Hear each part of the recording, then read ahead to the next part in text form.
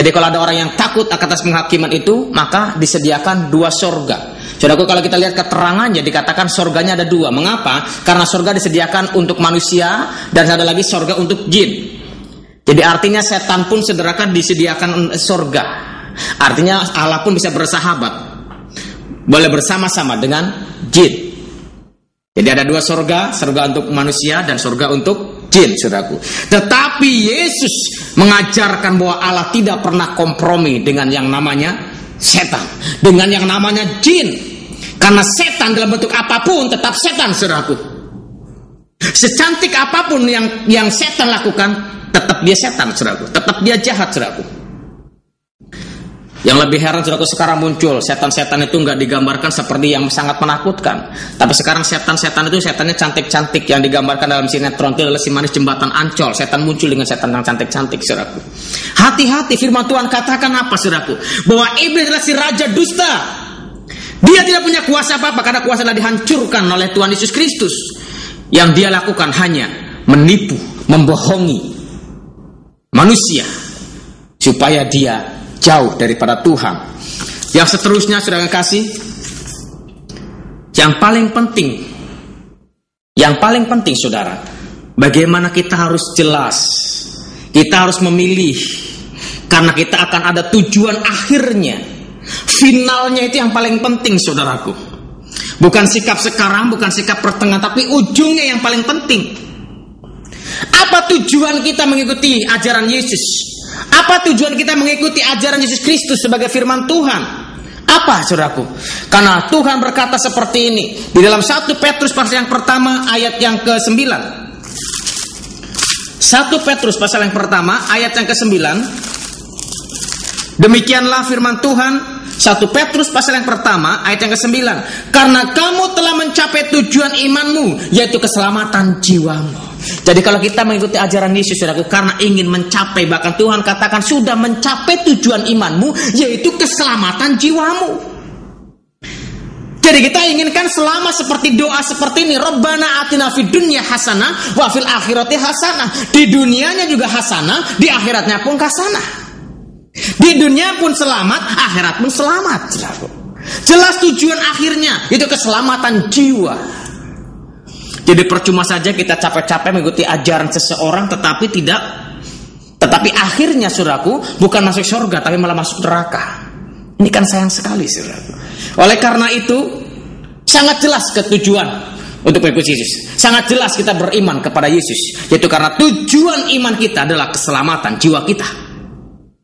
Tetapi di dalam Al-Quran tidak ada tertulis tujuan imannya seperti apa. Dan kemudian keselamatannya, saudaraku. Keselamatan, kalau kita bersama dengan Yesus, keselamatan itu pasti selamat. Firman Tuhan berkata, Markus 16 ayat 16 yang dikatakan, barang siapa yang percaya dan dibaptis, maka akan mendapatkan keselamatan itu. Barang siapa yang menerima anak, dia akan diberikan kuasa untuk menjadi anak-anak Allah. Karena engkau adalah anak Allah, maka kau berhak untuk mewarisi semua kerajaan Allah. Semua yang dimiliki Allah diwariskan kepadamu. Huwallazi khalaqalakum ma fil ardi jami'a.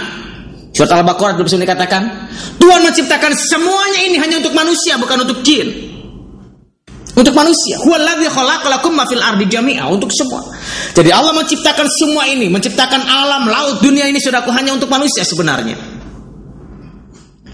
Tetapi yang disediakan ini dirusak oleh setan. Oleh karena itu, keselamatannya pasti. Mengapa kok bisa pasti? Karena hanya Yesus satu-satunya pribadi yang berasal dari sorga. Karena Yesus satu-satunya pribadi yang memang firman Allah yang menjadi manusia. Satu-satunya pribadi yang sungguh-sungguh Allah sendiri yang turun ke dunia ini. Sehingga kalau kita ke sorga, itulah hak dia, karena dialah pemilik sorga itu. Tetapi kalau mereka, saudaraku, saudara mungkin boleh cek, boleh tanya. Oke, saudara, kalau misalkan kebetulan berjumpa dengan seorang ulama, saudara boleh bertanya, Pak Kiai, kalau saudara meninggal, kalau Pak Kiai meninggal itu nanti kemana? Surga atau neraka? Dia dengan baik, dia merendahkan hatinya, dia berkata seperti ini, ya insya Allah masuk surga. Kalau amal baiknya diterima si Allah, ya masuk surga. Kalau tidak, ya neraka, saudaraku. Dan kemudian seterusnya, saudaraku, bagaimana pada saat waktu mati? Orang Kristen itu, saudaraku, kalau mati sudah perhatikan baik-baik. Dulu, saudaraku, sebelum saya bertobat, saudaraku, saya paling takut melihat orang mati. Takut takut sekali kalau mendengar ada orang mati gitu, takut, nggak mau lihat, saudaraku. Mengapa? Karena begitu mengenaskan, saudaraku. Dia dibungkus saja gitu kayak lemper, saudaraku. Sangat mengenaskan sekali, saudaraku. Dan kemudian, saudaraku, kita lihat bagaimana kalau orang Kristen meninggal. Pada saat saya bertobat, saya diajak sama seorang hamba Tuhan untuk melawat orang yang meninggal. Dan kemudian saya takut-takut ke sana, saudaraku. Saya takut. Tapi pada saat itu saya boleh duduk bersama-sama dengan mereka, dan saya tidak tahu keluarga dan Pak Pendeta ini pergi keluar, ditinggal saya sendirian di ruang mayat itu, saudaraku. Pada saat saya melihat itu, saudaraku, saya udah merinding ya, takut begitu, saudaraku. Tetapi saya mulai coba melihat, saya mulai tengok, saudaraku, karena masih di peti, belum ditutup petinya. Dan saya melihat orang meninggal itu, waduh, kok tidak mengenaskan, saudaraku. Bahkan kadang-kadang saya heran, kalau orang Kristen meninggal, saudaraku, dia pakai dasi, pakai jas, pakai sepatu, kadang-kadang pakai kacamata juga dipakai, saudaraku. Pakai cincin juga, saudaraku. Dan dia menghadapnya bukan ke kiblat, bukan ke timur, ke barat, utara, selatan, tidak, saudaraku. Tapi menghadapnya ke atas. Karena kita mengimani bahwa Allah itu ada di atas, digambarkan surga itu ada di atas, saudaraku. Oleh karena itu pasti orang ini akan sampai ke surga. Makanya dia menghadapnya ke atas terus, nanti ketemu dengan Tuhan dan sampai ke surga. Jadi gak nabrak kiri, gak nabrak kanan, saudaraku. Gak nabrak utara, gak nabrak selatan, gak nabrak timur, gak nabrak ke atas. Dan berjumpa dengan. Yang lebih hebat lagi kalau orang perempuan yang meninggal, saudaraku. Kalau anak Tuhan yang perempuan meninggal itu lebih hebat lagi. Mengapa dikasih bedak, di make up, saudaraku. Sebelum dia dikuburkan dia di make up, dikasih lipstick begitu. Kok begitu cantik dan tidak mengenaskan, saudaraku. Dan mulai saat itu saya tidak lagi takut untuk melihat orang mati. Kenapa? Karena orang percaya kepada Yesus, keselamatan itu pasti. Dan firman Tuhan katakan di Yohanes pasal yang ke-14 ayat yang pertama sampai dengan yang ketiga, aku sedang menyediakan tempat bagimu. Apabila tempat sudah ada, maka akan kembali kepadamu, dan aku akan membawa engkau supaya di mana aku berada, engkau pun berada. Jadi kalau orang Kristen meninggal itu dijemput sama Tuhan Yesus sampai diantar langsung ke surga, karena dialah jalan, kebenaran dan hidup itu. Tetapi kalau mereka, saudaraku, mereka tinggal di alam barzah. Dan kemudian, saudaraku, waktu penghakiman bagaimana?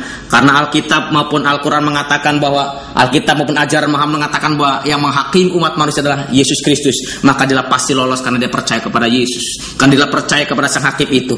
Tetapi, saudaraku, kalau mereka itu binasa masuk neraka. Dan tindakannya seperti apa? Tindakan orang Kristen itu harus mencerminkan tindakan kasih yang Tuhan sudah nyatakan.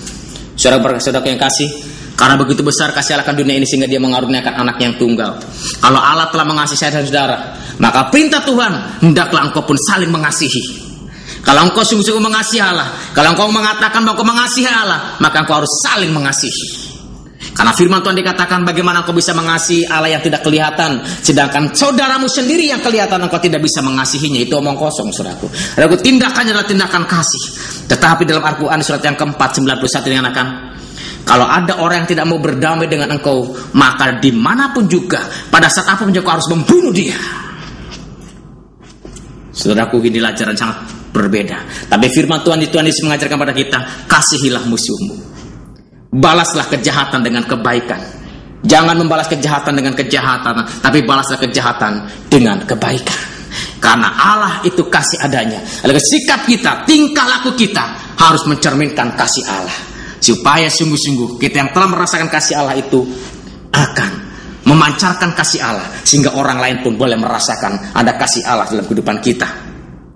Dan kemudian bagaimana kehidupan kesehariannya, saudaraku. Di dalam kitab Roma pasal yang ke-8 ayat 14 yang dikatakan, semua orang yang dipimpin roh Allah adalah anak-anak Allah. Jadi kalau anak-anak Allah, orang-orang yang percaya kepada Yesus, yang telah diberikan kuasa menjadi anak-anak Allah, akan dipimpin oleh roh Allah. Hidupnya akan dipimpin oleh roh Allah. Hidupnya akan diatur oleh roh Allah. Hidupnya akan dipenuhi dengan roh Allah, sehingga dia boleh bersekutu setiap saat, boleh berjumpa setiap saat dengan Allah, dan bisa berkomunikasi langsung dengan Allah, karena Allah ada di hati orang percaya. Saudara yang kasih, baru-baru ini saya mendapatkan email. Ada saudara kita bertanya seperti ini. Dia katakan, Pak, orang Kristen kok aneh ya Pak? Kok berani-beraninya mengatakan dirinya itu anak Allah?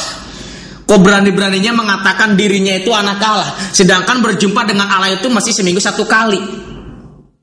Bagaimana bisa Kita mengaku dirinya anak Allah, kok berjumpanya hanya 1 kali dalam 1 minggu.